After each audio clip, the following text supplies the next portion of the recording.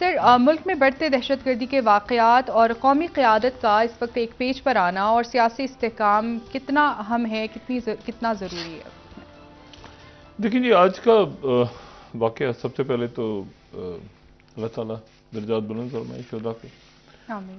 और दूसरी जो बात है वो ये है कि अब इसमें जो बहुत सारे बहरान हैं जिनसे पाकिस्तान गुजर रहा है इस वक्त, यानी आपका माशी बहरान है, सियासी बहरान है, आइनी बहरान है। हम नहीं जानते कि इलेक्शंस हो रहे हैं नहीं हो रहे। आज जो तारड़ साहब हैं, वफाकी वजीर कानून, उन्होंने भी जो बयान दिया है, आजम नीर तारड़ साहब ने, उन्होंने कहा कि हो सकता है इलेक्शंस आगे हो जाएं। तो एक आइनी बहरान भी है, एक माशी बहरान है जो बढ़ता ही जा रहा है। और आज 270 रुपये के लगभग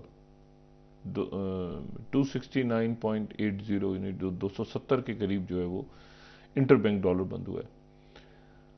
और इसका मतलब ये हुआ कि पिछले 3 जो वर्किंग डेज हैं उनमें 230 से 270 40 रुपये,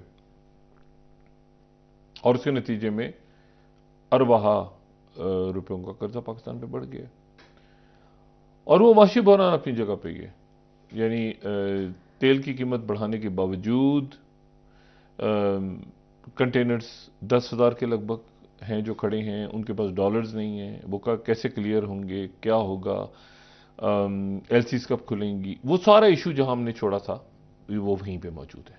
मतलब उसमें तेल की प्राइस बढ़ाने से अभी कुछ क्लियर नहीं कि आईएमएफ का डेलीगेशन जो आज जिसके बारे में कहा जा रहा है वो रात को आ रहा है, और जितने दिन वो यहाँ रहेगा तो मजीद शराइत उनकी पूरी होंगी, यानी जो गैस की, बिजली की कीमतें, या ये कि इसको मजीद 10 रुपये और बढ़ाना है पेट्रोल, या ये कि डॉलर जो है वो कहाँ तक जाएगा रुपए के मुकाबले पे, क्या 275 या 280 या 300, ये मतलब ये अभी तक इस पे कोई जो कल काफ़ी गुस्से में हमें नजर आए थे इसाक डार साहब, तो उसके बाद से जो है वो मईशत का क्या प्लान है वो हमें नहीं पता।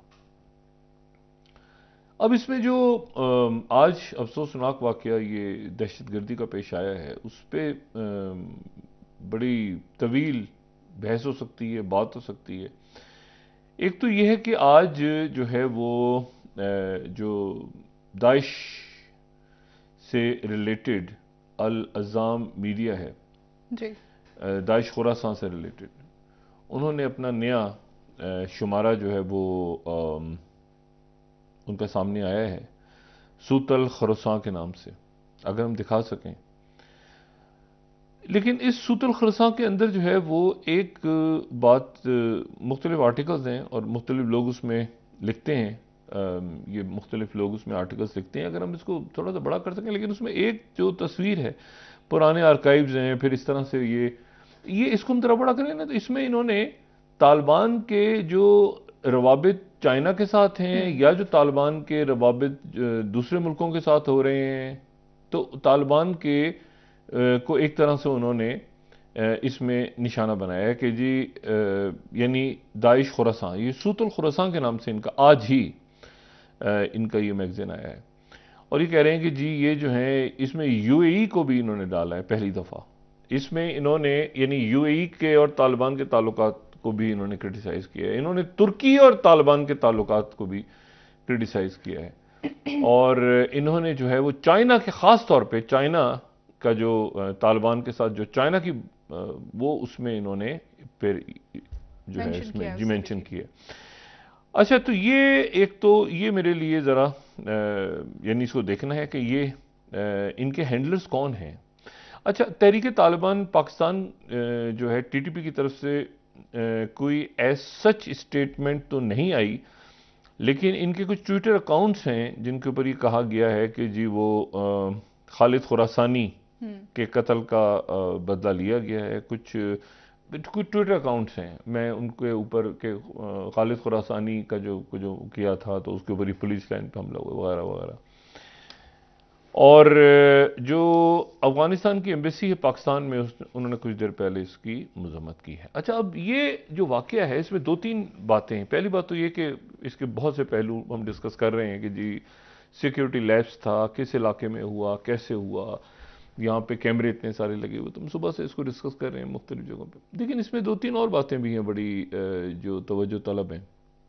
पहली बात तो ये कि ये तहरीक तालिबान पाकिस्तान का जिस वक्त अटैक हुआ है, तो उस वक्त बिलावल भुट्टो जरदारी जो हैं वो रशिया में थे।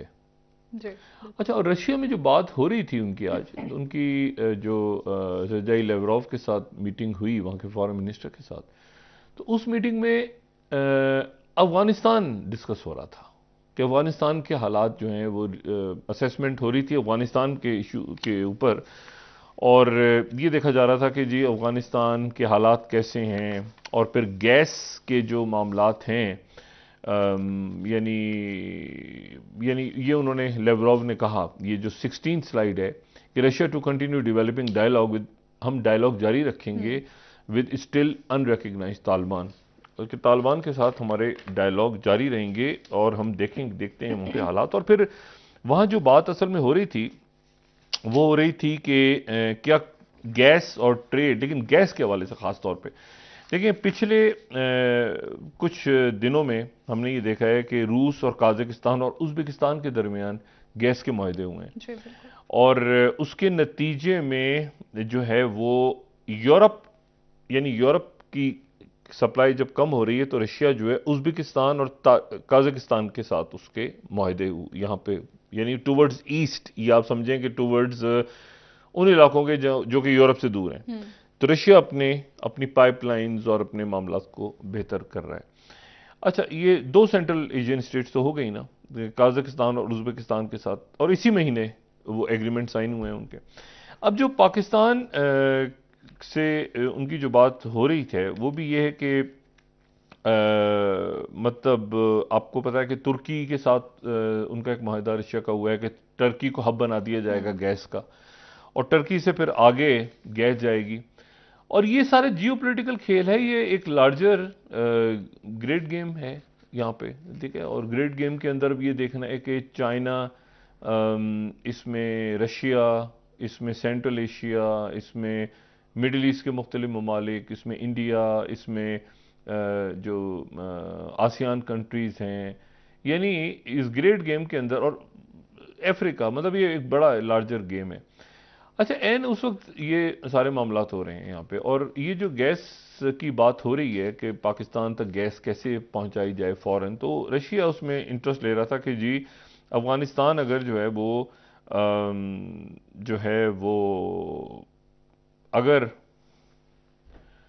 अफगानिस्तान के हालात स्टेबल होते हैं तो यहाँ से थ्रू अफगानिस्तान लाई जाए। अच्छा, अब एक बात बड़ी इसमें इंटरेस्टिंग है, और वो ये है कि रशियंस जो हैं वो जो दाइश खोरासान हैं उसको कहते हैं कि एंग्लो अमेरिकन प्रोजेक्ट है। एंग्लो अमेरिकन, जी, एंग्लो अमेरिकन प्रोजेक्ट करार देते हैं, और उनके जो मुख्तलिफ, अगर आप उनके लोकल रशियन जो लैंग्वेज में कोशिश करूँगा वो दिखाएं यहाँ पे, तो उसमें एंग्लो अमेरिकन प्रोजेक्ट कहते हैं, और वो कहते हैं एजेंडा है उनका कि इस इलाके को डिस्टेबलाइज किया जाए। ये रशियन के चार्जेस हैं, और वही कह रहे हैं कि अब वो यहाँ पर सेंट्रल एशिया और नॉर्थ कॉकसस और साउथ कॉकसस, इन इलाकों में जो दाइश और ये सारे आ रहे हैं तो इनको अमेरिका सपोर्ट कर रहा है। लेकिन मैंने आपसे कहा ना कि इसमें जो है वो एक लार्जर गेम है, डेफिनेटली। बिल्कुल ऐसा। अच्छा, अब इसमें मतलब ये उस वक्त सारा चल रहा है सिलसिला, मतलब तापी, मुझे नहीं पता कि तापी गैस पाइपलाइन आगे यानी जाती है नहीं जाती, वो ईरान के अंदर एक डिस्टेबलाइजेशन है। अफगानिस्तान जो है वहां पर अब की प्लेयर जो है वो रशिया और चाइना है अमेरिका के जाने के बाद, तो फिर टीटीपी को हैंडल कौन कर रहा है? और इस कदर मैसिव लेवल पे, यानी 44 शहादतें हो चुकी हैं अभी तक, 44 सर। और यानी कोई ऐसी फोर्सेस हैं जो प्रोवोक कर रही हैं कि पाकिस्तान अटैक करे अफगानिस्तान की सॉइल पे और वहां पर टीटीपी को और इनको करे। तो जरा ये अच्छा, चाइना एक बड़ा मेजर प्लेयर है अब अफगानिस्तान के अंदर, सेंट्रल एशिया के अंदर, एससीओ के अंदर। तो ये एक बड़ी ऐसी सिचुएशन है जो बड़ी कॉम्प्लेक्स है। किसको कौन हैंडल कर रहा है, किसके हैंडलर्स कौन है, किस फोर्स के पीछे कौन है? चाइना, रशिया यहाँ पे मौजूद हैं, यहाँ पे कौन डिस्टेबलाइजेशन करने चाह रहे हैं? तो बहुत सारी रियासतें बहुत इसको सोच समझ के, यानी अब देखिए ना कि वहाँ पर रशिया में प्रेस कॉन्फ्रेंस हो रही है कि जी अफगानिस्तान के साथ हम बात, और यहाँ पे ब्लास्ट हो गया। अच्छा, तो इसमें देखना भी ये है कि ये कौन से ग्रुप्स यहाँ पे, क्योंकि हो तो पाकिस्तान की सॉइल पे रहा है जी ना, तो बिल्कुल। अल्टीमेट रिस्पॉन्सिबिलिटी तो पाकिस्तान की है कि हमारी सॉइल पे हो रहा है, हमारी सॉइल पे हो रहा है और हाईली सिक्योर्ड इलाके में हुआ है।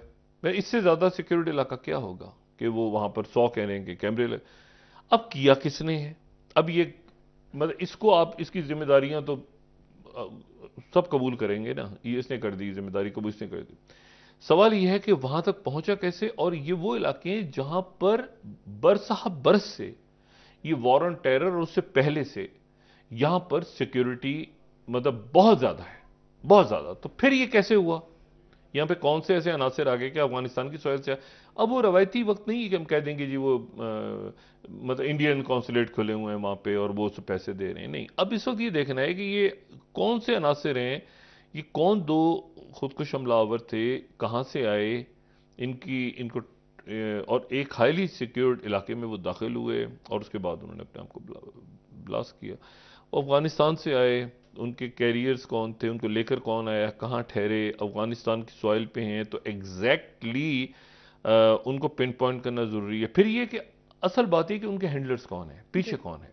मतलब मैं ये बात ऐसे ही फजूल थी कि जी वो तो खुद ही जनाब टीटीपी उठ गई है और ये जो टीटीपी जो है गुस्से में और पाकिस्तान से वो करेंगे और वो अफगान तालिबान अलग हैं और दाइश अलग है। नहीं नहीं, इनके हैंडलर्स कौन है ये देखना जरूरी है कि इनके जरूरी है। पीछे कौन सी फोर्सेज हैं जो इस इलाके को डिस्टेबलाइज करना चाह रही हैं।